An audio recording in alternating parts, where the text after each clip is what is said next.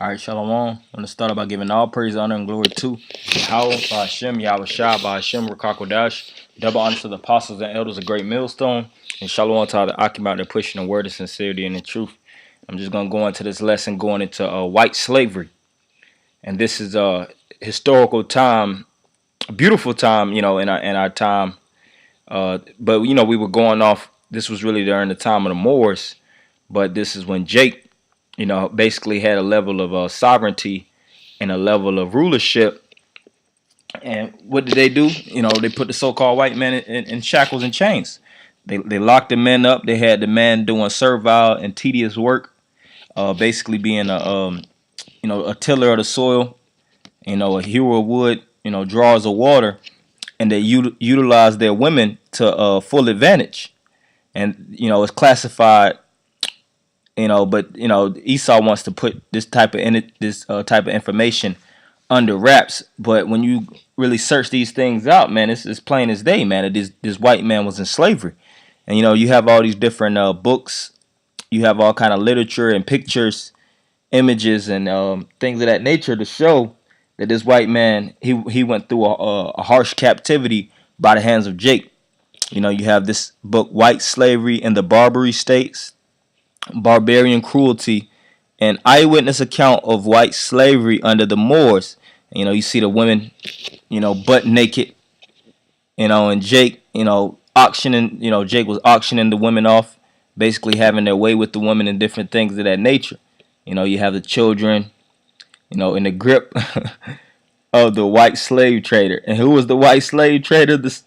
Jake, man, Israelites. All right, because when we had Esau down, we had him down to the ground. All right, it wasn't no, friendship with the Edomites and us being in joint rulerships. Because there's always been a back and forth battle between Jacob and Esau. All right, when we got in rulership, we put Esau under our foot. When Esau got in rulership, he did the same thing unto us. But we are the chosen of the Lord, and the Lord wants this as such as the so-called white man to be beneath us, because ultimately the so-called white man is beneath us. All right. It has more images of, so-called black men with a white woman, all these different white women, and this is history, but this is prophecy that's going to come back to pass of us putting this so-called white man, in chains and shackles, having our way with the women. And, this is to a lot of you Israelite guys, man. A lot of you guys be talking about we can't deal with the white women. Man, when we take this devil down, we're gonna use their women, man. Conan the Barbarian said it best in one of the films. He said one of the greatest things as a warrior is to kill off the men, and hear the lamentations of their women. And how do you make their women lament? By actually, having sex with them, taking them by force. And that's what we did. When the deal goes down, and when Jake rises to power, they all about what? Taking the enemy, taking the spoils of war, booty. All right, it's a lot of images. All right, so the devil, he tries to cover these things up, and this is he definitely doesn't teach you this in the school system. Or it said the Irish slave trade, which a lot of the Irish were Jakes, but really, a lot of these Irish were Edomites too.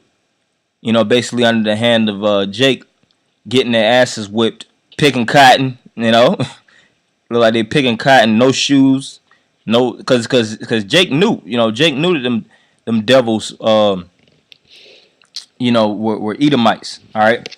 And when we went into those different lands in Ireland and Scotland and Spain and things of that nature, where the Edomites had inhabited, what did we do? We took them in and we put them in slavery and had sex with their women and created offspring. All right, that's why you have a lot of Jakes in Ireland today, and all throughout Italy and things of that nature.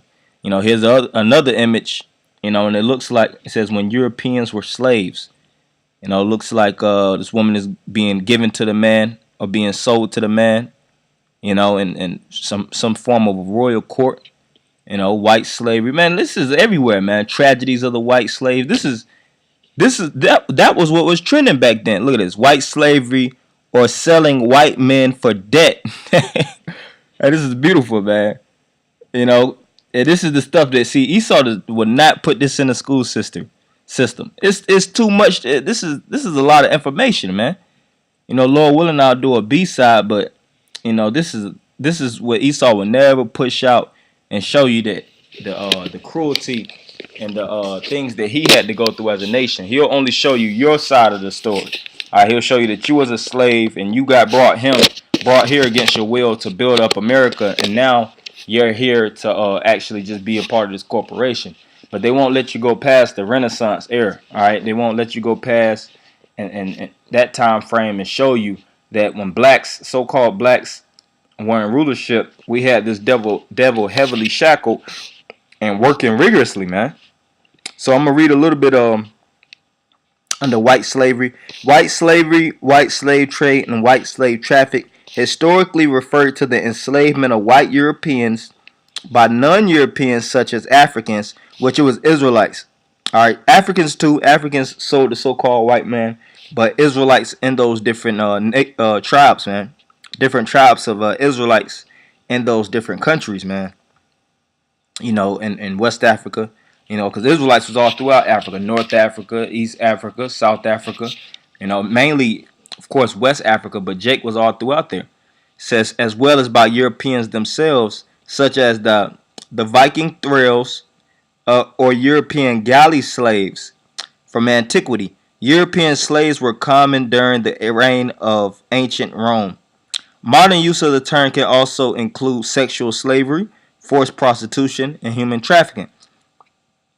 Right, and this is gonna go under to the Barbary slave trade.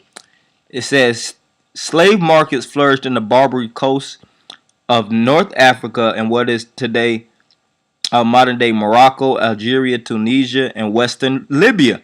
And Jake was all throughout Western Libya, man. Western Libya, Morocco, Algeria, and Tunisia. And what was they doing? Creating slave markets. See? And this is the image I was showing earlier. New arrivals. They said inspections of new arrivals. What was the new arrivals? These slave women. To come and please what? Big black men. And that's exactly what's going to happen in the kingdom of heaven. Because the kingdom of heaven is going to be ruling.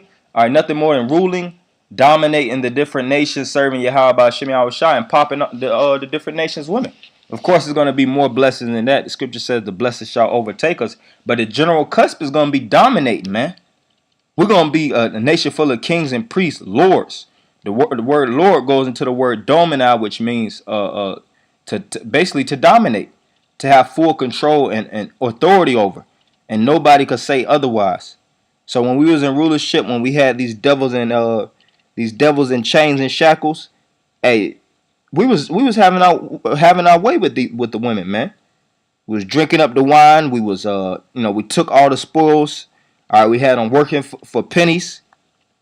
But what Jake did, Jake eventually started to get familiarized themselves with the men, and they got friendly. They got put certain white people in certain offices, got them in certain political offices and things of that nature. And the so-called white men slithered right back into power.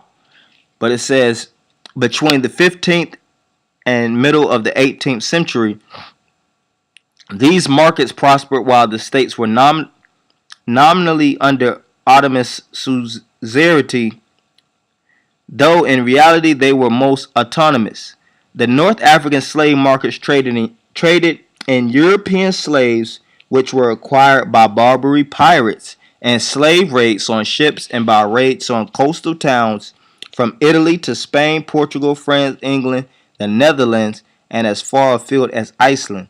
Men, women, and children were captured to such a devastating extent that vast numbers of seacoast towns were abandoned. God dang. Hey, so prior to the so-called transatlantic slave trade, what you had? You had the white slave trade. All right. It says according to the Robert Davis, between 1 million and 1.25 million Europeans were captured by Barbary pirates and sold as slaves in North Africa and Ottoman Empire. Right, and Israelites was in the Ottoman Empire too, because prior to the so-called white men, the Ottoman Turks getting into Europe, you had Constantine and Constantinopolis, which was during the time of the Byzantine era, and Jake ruled all throughout there too. So when we was actually taking the office as pirates and capturing these devils, what was we doing? We was selling them from Africa, from our brothers in North Africa, so called blacks, all right, to over there in the Middle East and things of that nature, all throughout Europe, all right, because Jake was ruling in all those different countries and things of that nature.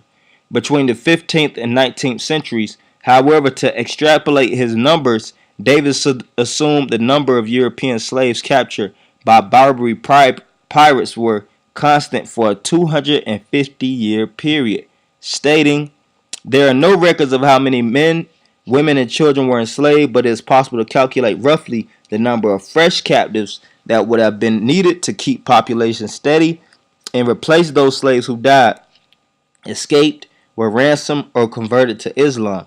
On this basis, it is thought that around 8,500 new slaves were needed annually to replenish numbers. About 850,000 captives over the century from 1580 to 1680, by extension for the 250 years between 1530 and 1780, the figure could easily have been as high as 1,250,000. So them devils was bad. That was one of the main spoils that we was dealing with, man. They was heavy in the market. All right, purchasing these crackers, raiding the towns that they dwelled in. All right, taking all this substance and putting them in hardcore slavery, popping the hell out of their women, you know, and the more the merrier. So that's how we know in the time of rulership, when Yahweh Shah said every knee shall bow, and it says that ask of me and I shall give thee the heathen for an inheritance, the inheritance is going to be the men and the women of the Edomites and all the other nations. All right. And what we're going to do with the men, we're going to have the men working aggressively on the earth to produce increase, man. And what we're going to do with the women, they're going to be bed wenches. Just like when we was in slavery unto this day, the black woman is just a bed wench. She's just a bed hoe for the so-called white man's pleasure, because what? The so-called white man is in rulership. But it was the same thing back then with us. All right, and that's all, and this all was biblical prophecy. All right, when this devil went into captivity under the hand of the Moors and the Israelites. And this is Revelation 21. And I saw an angel come down from heaven, having the key of the bottomless pit and a great chain in his hand. And that individual, that angel, represents Septimius Severus. And it says the key of the bottomless pit, because the bottomless pit represents Europe. Europe is an area with scarcity of produce, so to speak. It says, and a great chain in his hand. The chain represents shackling and putting in subjugation. And he laid hold on the dragon, that old serpent, which is the devil and Satan, and bound him 1,000 years. Right. And it says he bound him, meaning what? Put him in white slavery. Because when you go into the word slavery goes back to the Slavics, the individuals in the Slavic region, which those are the original slaves. All right. And when you go into the word bound, it just means to shackle. I'm not going to click it under the definition. You know, just for the essence of time, it goes back to the word dio, which means to shackle. And it says, and cast them into the bottomless pit, and shut him up, and set a seal upon him, that he should deceive the nations no more, till the 1,000 years should be fulfilled. And after that, he must be loosed the little season. And the little season that this devil is loose really started during the time of the Renaissance era. All right, when the so-called white man got back in power, what did he do? He recreated all the images. He destroyed all the artifacts and all the paintings that showed that he was in slavery, and he restructured the history. He put the honorable men in Israel and top Israelite warriors in Africa, you know, and he made them so-called white people, man. You know, repainted the images, you know, defaced certain rulers, you know, certain military men and things of that nature. And he put his face as the representative and as the leader of the new world, so to speak, you know, during the time of the Renaissance. The Renaissance means rebirth. All right. And I'm going to end it with this scripture, Isaiah 60:14. The sons also of them that afflicted thee, these shall come bending unto thee, and all they that despise thee shall bow themselves down at the soles of thy feet, and they shall call thee the city of the Lord, the Zion of the Holy One of Israel. Right. So the ones that afflicted us and oppressed us and destroyed us, they're gonna bend down, man. They're gonna bow down because they're the original slaves, anyways. They were tailor made to be in subjugation and slavery unto the Israelites, man. And in the kingdom of heaven, we all gonna get a piece of the pie. The so-called blacks, Hispanics, and Native Americans, the so-called Cubans, all right, so-called Mexicans, Argentinians, Brazilians, Jamaicans, Haitians, Negroes. We're gonna rule over these white people, man.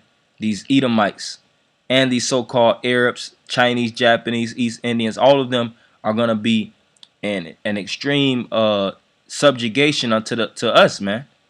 So that's why we have to fight and push so that we could get back unto that righteous, elevated state to the point where we could actually, have full control instead of being right in this captivity and being slaves under this devil. So I want to end by giving all praise, honor, and glory to Yahweh by Hashem, Yahweh Shai by Hashem Rakakwadash. Double honor to the apostles and elders of Great Millstone.